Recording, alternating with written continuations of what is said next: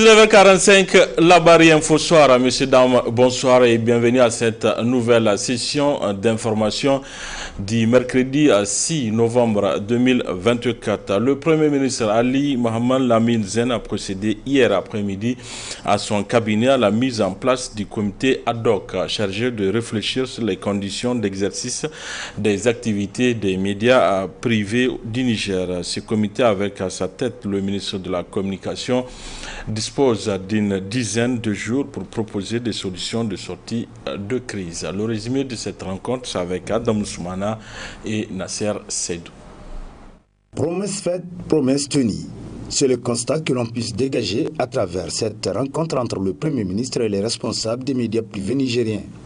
Une rencontre qui vise l'installation du comité chargé de réfléchir sur les conditions d'exercice des activités des médias privés nigériens. Ainsi, le Premier ministre a exhorté les membres de ce comité à aborder sans complaisance les différentes préoccupations. Comme vous le savez, on est à la veille de l'adoption d'une loi de finances. Vous avez compris la présence du directeur général du budget, et le directeur général des impôts et la directrice générale également du trésor. Donc du coup, je vais suggérer que si on lance les travaux, que tout de suite vous puissiez effectivement aborder les points clés qui sont à l'origine justement de cette initiative. En marge de ces conclaves, l'un des membres du comité s'est dit satisfait de l'initiative qui prend ainsi forme. Nous ne pouvons que remercier très franchement le Premier ministre pour avoir accepté cela, puisque l'ensemble des médias du Niger étaient en train de plaider dans ce contexte de changement, dans ce contexte de refondation, pour qu'ils soient écoutés, pour que certaines de leurs préoccupations soient prises en compte. Et je crois que c'est un premier pas, un grand pas qui a été franchi en acceptant de les recevoir, de les écouter et de cheminer ensemble pour voir ce qui peut être fait pour le bonheur de la presse nigérienne, pour le bonheur globalement de l'information au Niger. L'ambiance était bon enfant, nous avions eu une oreille attentive. Nous ne sommes qu'au premier jour, on va échanger. Vous avez vu, c'est un comité de haut niveau, puisque vous avez le directeur du budget, vous avez la directrice du trésor, vous avez également le directeur général des impôts, vous avez de hautes personnalités qui siègent au sein de ce comité-là, et nous fondons l'espoir que on va aboutir à une solution qui sera profitable à l'ensemble de la presse nigérienne. A noter enfin que ce comité ad hoc, dirigé par le ministre de la Communication, dispose de 10 jours pour présenter au Premier ministre les résultats de leurs travaux.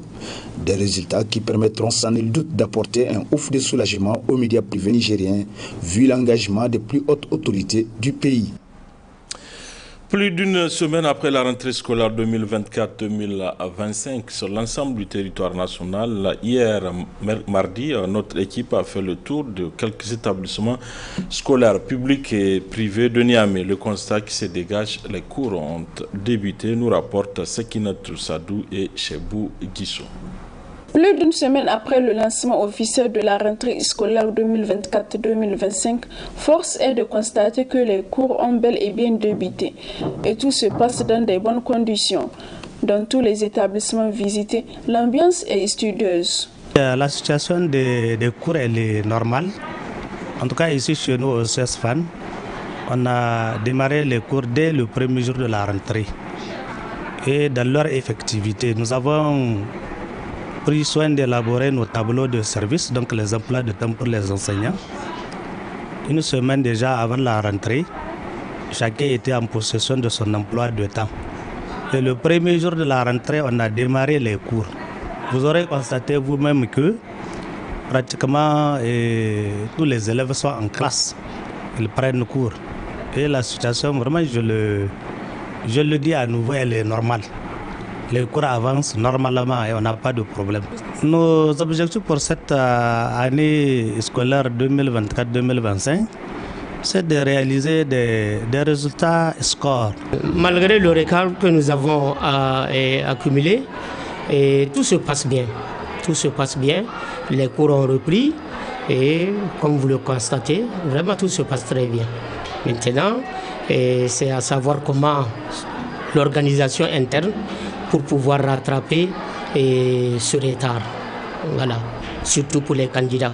Et nous tenons coûte que coûte à terminer le programme à temps afin que les candidats puissent se préparer. Et nous attendons le dernier mot du gouvernement.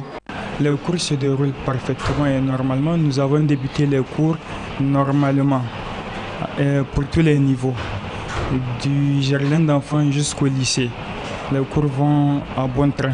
Les responsables de ces établissements n'ont pas manqué de lancer un message fort aux différents acteurs concernés. Oui, le message adressé aux élèves, c'est celui de se mettre au travail, parce que la fin de l'année se prépare aussi à la rentrée. Celui qui veut passer en classe supérieure, par exemple de la 6e à la 5e, c'est dès maintenant, il doit se cendre les reins, il doit s'atteler au travail. Pour les élèves qui sont en classe d'examen, c'est aussi le même message.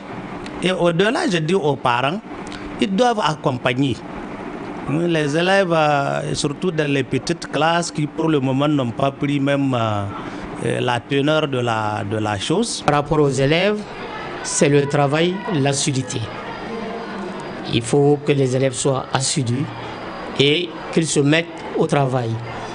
Et l'année se prépare dès le premier jour de la rentrée. Il ne faut pas attendre, il ne faut pas cumuler des leçons pour en fin d'année essayer de s'affouler. Et quant aux parents, c'est le suivi. Nous devrions vraiment travailler en synergie. Que les parents aient vraiment ce petit temps de venir vers l'administration. Les élèves doivent fournir des efforts pour rendre leurs parents fiers, puisque l'objectif de tout parent, c'est que son enfant le rende fier et que son enfant réussisse. Les élèves, pour leur part, se sont exprimés en ces termes. Bon, cette rentrée, vu retardée et tout, malgré que les cours sont surchargés et tout, on essaie de se donner à fond pour donner le meilleur de nous-mêmes. Malgré les fatigues et tout, c'est vrai que c'est pas facile, mais au moins on essaie de se donner pour qu'à la fin on obtienne des résultats, des bons résultats au fait. J'appelle surtout à ce qu'ils se concentrent. C'est pas facile le bac, mais si nous nous concentrons, nous nous donnons la peine, nous pouvons réussir. Les cours se passent très bien. Ça va, on essaie de s'adapter. L'objectif pour cette année, c'est la réussite. On est là pour avoir le bac, donc on va se donner à fond. Les cours se présentent très bien, puisqu'on a eu la chance de commencer depuis le premier jour de la rentrée. Donc, et aussi on continue, il n'y a pas d'absence de la part des professeurs. Donc, c'est plutôt un bon début. Les cours se déroulent parfaitement très bien, parce que vu qu'on a passé un mois, c'est-à-dire on est en retard, plus de mois, on l'a fait à la maison. Donc du côté des professeurs, ils arrivent, c'est-à-dire ils essaient de rattraper les heures perdues pour que ça ne joue pas sur notre avenir. Les établissements tant publics que privés connaissent un démarrage harmonieux de l'année scolaire. Les enseignants et les élèves étant prêts et déterminés à tirer le meilleur de cette rentrée sous le signe de la souveraineté retrouvée. Les autorités nigériennes ont décidé d'une réduction sur les frais de dédouanement et d'immatriculation des motos au Niger. Une réduction respective de 75% et 50% qui réjouit à plus d'un titre les motocyclistes qui s'allient de vive voix à l'initiative des autorités nigériennes. Suivant leur réaction dans cet élément. C'est une bonne initiative, elle est à saluer parce que aujourd'hui, avec la morosité économique là, je pense que ça arrange plus d'un. Ouais, non, c'est très bon, c'est une initiative à saluer. Et on encourage aussi le CNSP, le général, à continuer dans cette même lancée. Bon, ceux qui n'ont pas les papiers, je pense qu'il faut qu'on fasse l'effort de se conformer. Puisque aujourd'hui, si tu n'as pas de papiers, même si ce n'est pas la police seulement, et si on volait ta moto, il serait difficile de la retrouver. Concernant pour les plaques, vraiment c'est bon de réduire pour les gens, surtout pour les étudiants. Parce que vu la situation de notre pays, si on laisse même prix, vraiment ça va fatiguer nos parents. Vraiment de faire le minimum pour trouver leurs papiers. Parce que c'est pour le bien de notre pays. Nous sommes très fiers du CNSP, le Conseil national pour la sauvegarde de la patrie. À la tête, il y a le général de brigade Abdourahmane Tiani qui ne cesse matin et nuit, soir, de lutter pour le bonheur des Nigériens. Et nous sommes fiers de lui quand même. À commencer par l'essence. Il nous a diminué, je crois bien, c'est à peu près 50 francs comme ça. Avant, si nous partions prendre l'essence, il nous faut 550 francs le litre. Dieu merci, à son arrivée, il nous a diminué les 50 francs. Vraiment, c'est un avantage pour nous. Vraiment, l'initiative, nous le soutenons quand même. Parce qu'avant, c'était dès les 100 et quelques mille de dédouanement. Dieu merci, avec sa réduction, c'est venu à peu près dès les 27 000. C'est une très bonne chose parce que quelqu'un qui n'a pas, par exemple, le moyen d'acheter une moto neuve, il achète une moto occasion et qu'on lui dit, bon, il faut 60 000, 70 000 pour faire tous les papiers là. Alors que quand on regarde, la moto ne dépasse pas 100 000. C'est compliqué. Alors si on essaie de voir en ce qui concerne la réduction de ces prix-là, de papier, eh bien, tout le monde sera capable de le faire sans souci. L'appel que j'ai plutôt à lancer à l'endroit de ceux-là qui n'ont pas de pièces pour leurs engins, c'est de, en tout cas, se précipiter pour aller faire leurs pièces parce que c'est comme en fait, vous avez un engin avec lequel vous travaillez tous les jours, c'est comme votre carte d'identité. Si vous êtes là, vous n'avez pas une identité, mais on ne peut pas savoir qui vous êtes. Et quelqu'un qui est un malfaiteur peut prendre l'engin là, il peut faire en tout cas des choses de vandalisme. Alors que si cette moto-là est identifiée, dès qu'on pose l'acte, on sait qui a fait ça. Mais une moto sans plaque, vraiment, c'est pas intéressant. Moi, j'exhorte tout un chacun à vraiment se précipiter. Comme on a diminué les tarifs pour aller faire ses papiers, je crois que c'est une bonne chose. À travers un arrêté, le gouverneur de la région de Niamey, le général de brigade Asuman Abdou Harouna, a créé une brigade des mers. Comment cette décision est accueillie? Le moment de réponse dans ce reportage de Ismaël Moumouni et Ibrahim Abdou. Lutter contre la dépravation des mers à Niamey, c'est ce qui a conduit le gouverneur de la région à créer une brigade des mers. Cette dernière sous-entend les valeurs cardinales qui harmonisent la vie en société. Les jeunes, qui sont d'ailleurs considérés comme acteurs principaux de la dépravation des mœurs, saluent cet arrêté du gouverneur à travers le Conseil national de la jeunesse, CNJ. Le gouverneur a pris une mesure salutaire et d'ailleurs cette mesure s'ajoute à beaucoup de mesures qu'elle a pu prendre, notamment la lutte contre le fait que les voies publiques, les acteurs de la ville de Niamey soient envahis par les mendiants. Donc cette décision vient s'ajouter à la mesure prise par le gouverneur de prendre des mesures pour que la ville de Niamey soit débarrassée de tout ce qui est mendiant ambulant. Et aujourd'hui, il vient de prendre une autre décision importante qui à saluer à juste titre, qui est à encourager, parce que il faut que dans notre société, les valeurs cardinales, les valeurs d'antan, ce que nous avons hérité de nos grands-parents, de nos ancêtres, soient respectés. Nous sommes une société bien éduquée, une société qui a des mœurs, qui a des valeurs, qui a aussi de grandes responsabilités qui doivent revenir. La gestion familiale incombe au chef de foyer et c'est un bon responsable administratif de la région que le général de brigade Asuman Abdou Harouna a pris cette décision, un acte hautement apprécié par l'association islamique du Niger. Ce qui se passe dans la ville de Niamey et dans les grandes villes, ça ne doit pas honorer. C'est contraire à nos valeurs sociales, c'est contraire à ce que les gens connaissent. Donc, nous attendons cela et nous savons que cela va se passer. Pour nous, les musulmans du Niger, pour nous, l'association islamique du Niger, c'est quelque chose que nous attendons et que nous savons que ça viendra. Donc, nous disons bonne chance pour le CNSP, bonne chance pour le gouverneur de la ville de Niamey, bonne chance pour tous les décideurs. Et c'est pourquoi partout, tous les jours, dans toutes les grandes villes, dans tous les villages, dans toutes les communes, les gens ne font que prier Dieu pour que Dieu protège notre pays, pour que Dieu protège nos dirigeants qui sont en train de nous sauver, qui sont en train de prendre des décisions courageuses sur le plan social, sur le plan politique, afin de pouvoir mettre à l'abri donc les Nigériens. Vraiment, c'est une décision très courageuse, c'est une décision islamique, religieuse. C'est vraiment une responsabilité et que le CNSP, à travers donc le gouverneur de la ville de Niamey, est en train de prendre. À travers cette décision, les personnes qui vont commettre dans la capitale des actes et les gestes contraires à nos valeurs sociales vont certainement subir des lourdes sanctions.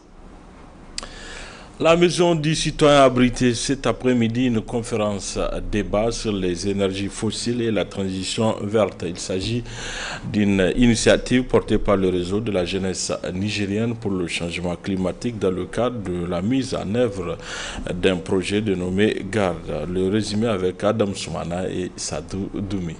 Mieux assimiler les effets des énergies fossiles, à savoir le pétrole, le charbon et le gaz naturel en relation avec la transition verte, tel est l'exercice auquel s'attelle par la présente rencontre d'échange le réseau de la jeunesse nigérienne pour le changement climatique. Il s'agit en clair de partage d'expériences sur la prévention et le contrôle de la pollution, ainsi que la protection et restauration de la biodiversité et des écosystèmes. En prenant la parole à cette occasion, le coordonnateur du RJNCC a souligné le rôle qui est le leur dans la sensibilisation des plus hautes autorités sur les tenants et aboutissants du changement climatique. Il est important, nous acteurs de la société civile, nous organisations de la société civile, que nous prenions le devant pour que nos autorités puissent comprendre aujourd'hui quels sont les enjeux autour de ces instruments-là. Et comme vous le constatez aujourd'hui, ça fait 2 ans que le Niger est en train de briller de son absence aux participations au niveau de différentes COP, notamment la COP sur le changement climatique. Le Niger n'a pas été officiellement à la COP 28 qui s'est tenue à Dubaï l'année passée. Cette année, à Azerbaïdjan, le Niger est en train de briller. Ça se dessine à l'horizon que le Niger ne sera pas. Est-ce qu'on va continuer dans ce sens-là? Parce que tout simplement, que nos autorités n'ont pas compris les enjeux, mais s'ils n'ont pas compris les enjeux, il nous revient en tant qu'acteurs de prendre le devant, parce que si les techniciens ne peuvent pas le faire, nous en tant qu'acteurs de prendre le devant pour les mobiliser à comprendre que le Niger n'a aucune raison de s'abstenter sur la table où toutes les nations se retrouvent. Aujourd'hui, nous sommes dans une dynamique de l'AES. On ne peut pas comprendre que 2 pays de l'AES sur les 3 participent et que nous restions encore à la marge. Il vint le moment tant attendu que constituent les interventions des différents panélistes sur la thématique objet de la rencontre. La production et la consommation d'énergie sont également responsables de 75% des émissions de gaz à effet de serre. Lorsque vous brûlez, mesdames et messieurs, le charbon, le pétrole et le gaz, le dioxyde de carbone est produit par une oxydation du carbone. Et ce CO2 va dans l'atmosphère. La plupart restent dans l'atmosphère pour de très longues périodes, des centaines ou même des milliers d'années. Et le dioxyde de carbone est un gaz à effet de serre. Les accords climatiques ne nous amènent pas à ne pas exploiter à notre tour nos ressources et ne nous demandent même pas de ne pas les exploiter.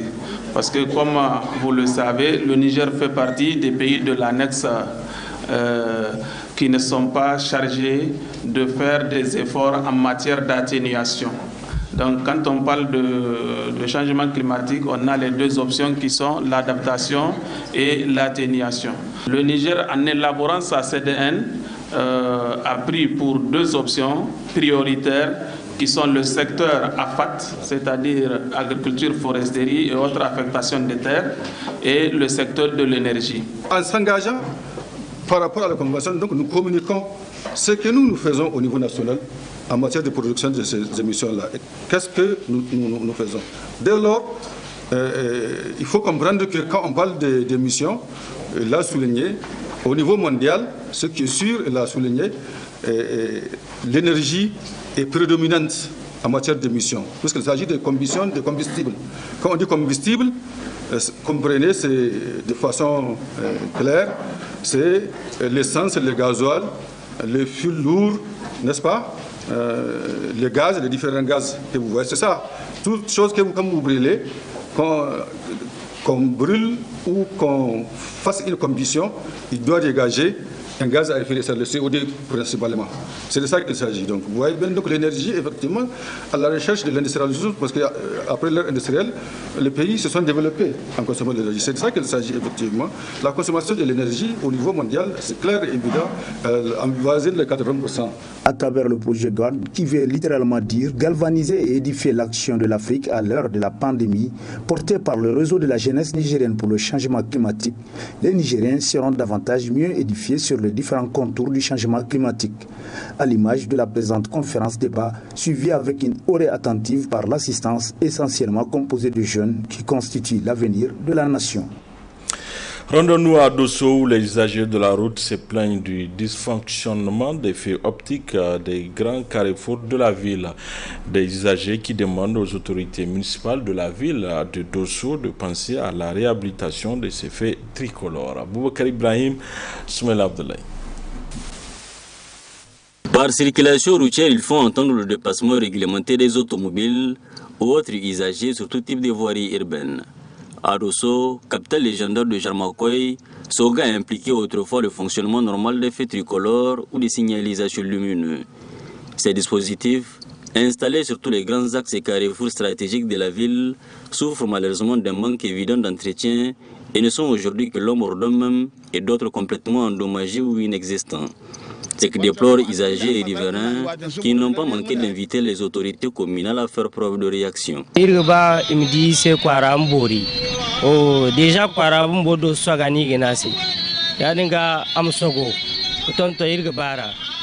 nous invitons les autorités à s'impliquer pleinement, à offrir à la commune de Dosso qu'on appelle déjà Soga,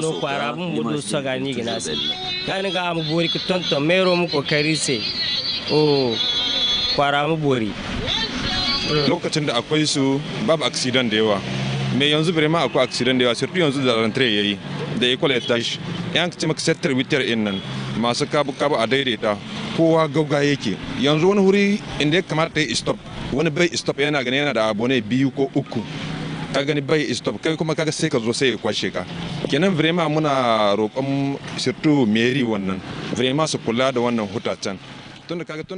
Avant, quand il fonctionnait, il n'y avait pas suffisamment d'accidents. Mais aujourd'hui, surtout avec cette rentrée, tous les usagers sont pressés. Nous implorons les autorités communales à penser à réparer ces signalisations qui sont d'une importance capitale.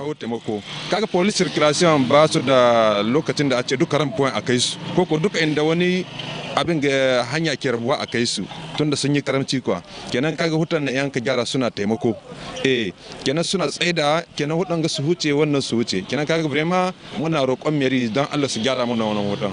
Mais en attendant, pour éviter les accidents souvent mortels, les usagers doivent faire preuve du respect des priorités, tenir compte des panneaux de signalisation, éviter les distractions, surveiller la vitesse et surtout porter les casques et les ceintures de sécurité. Boubacar Ibrahim et Soumel Abdoulaye depuis Dosso. Et c'est la fin de cette édition. Merci à vous de l'avoir suivi. Au revoir.